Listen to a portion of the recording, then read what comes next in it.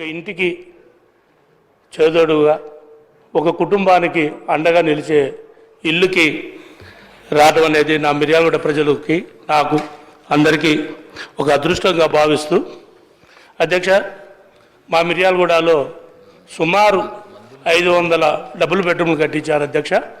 3 సంవత్సరాలు 4 సంవత్సరాలు అయింది. అవి పాడుపడిపోయి డోర్లు కిటికీలు లేకుండా అన్నీ ఆగిపోయి ఉన్నాయి అధ్యక్ష.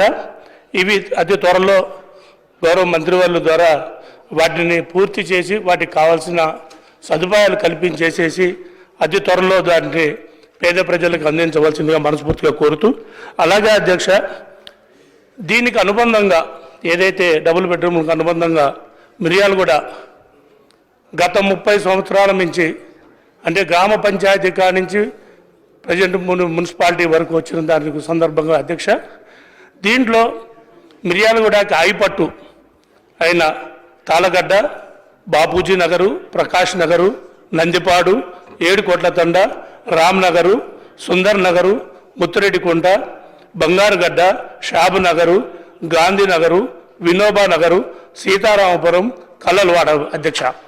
ఈ 14 మిర్యాలగూడకి ఆయిపట్టు అధ్యక్ష. గత 30 సంవత్సరాల నుంచి వీళ్ళందరూ జీవిస్తున్నారు అధ్యక్ష. వాళ్ళ దగ్గర అది కడుపు కూడా ఒక బాధ అనిపిస్తుంది అధ్యక్ష.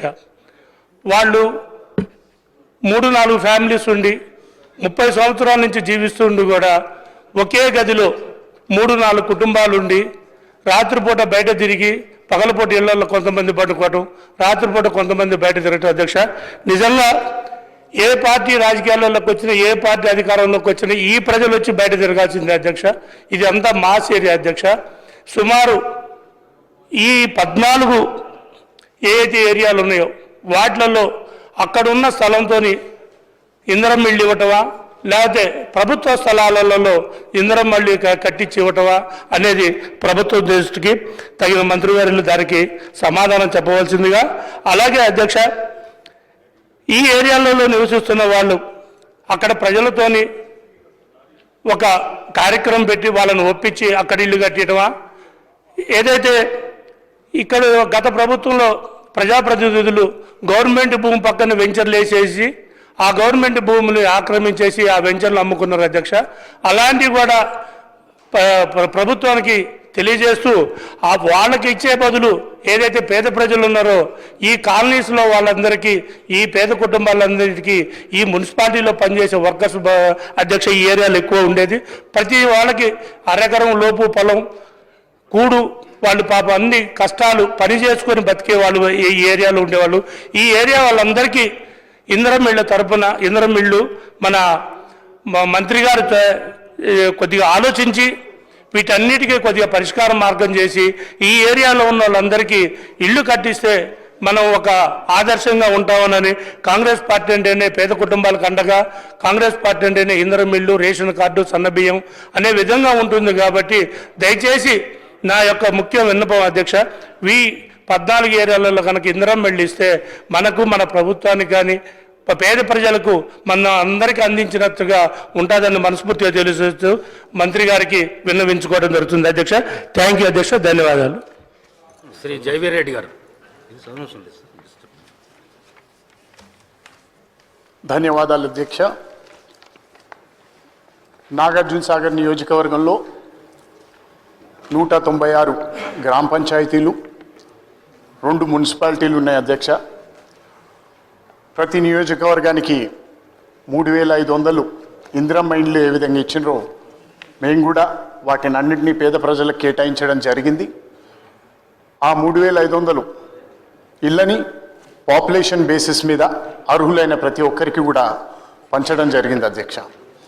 2004 నుండి 2014 వరకు ఉన్న కాంగ్రెస్ ప్రభుత్వం ఆ హయాంలో మాజీ మంత్రివర్యులు పెద్దలు జానారెడ్డి గారి సహకారంతో నాగార్జున సాగర్ నియోజకవర్గంలోనే అధ్యక్ష 36,000 ఇందిరమ్మ ఇళ్ళు కట్టడం జరిగింది.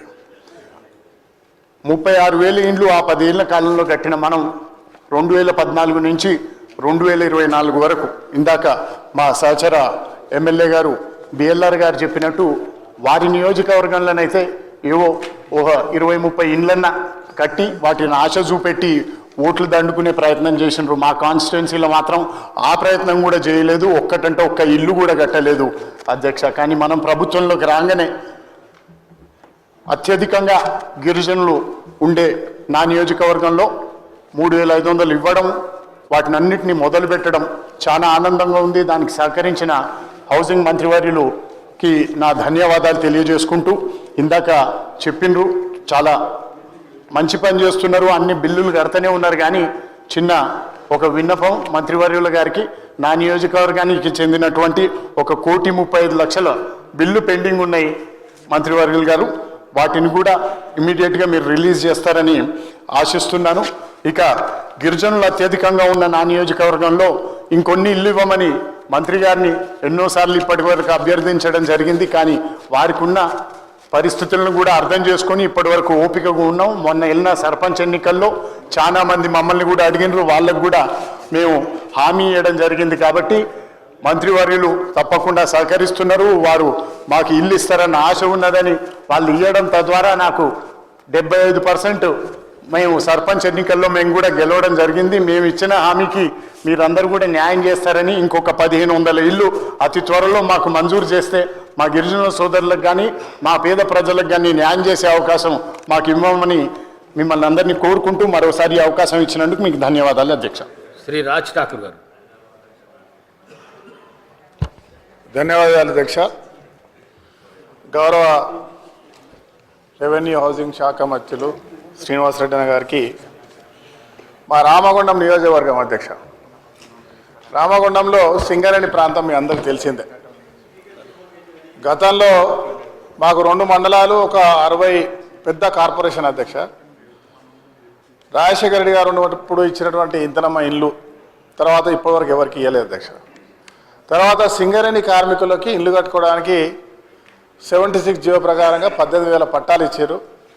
ఇంకా కొన్ని పట్టాలు మిగిలి ఉన్నాయి, అవి మీరు ఇచ్చేది ఉంటే ఇందిరమ్మ ఇల్లు కట్టుకోవడానికి బాగా మాకు పనికొస్తుంది అధ్యక్ష. దాని మీద ప్రత్యేకమైన దృష్టి సారించి ఈ 2-3 రోజుల్లో దాని మీద నిర్ణయం తీసుకోవాలని కోరుతా ఉన్నా అధ్యక్ష. అదే మాదిరిగా సుమారుగా 900 డబల్ బెడ్రూమ్ ఇల్లు మా దగ్గర కట్టారు అధ్యక్ష, 2 మండలాల్లో, ఒక అర్బన్లో. దురదృష్టం ఏంటంటే సబ్మర్జ్ కింద ఉన్న ల్యాండ్లో కట్టడం జరిగింది. ప్రతిసారి గోదావరి పొంగినప్పుడల్లా అవన్నీ మునుగుతూ ఉన్నాయి.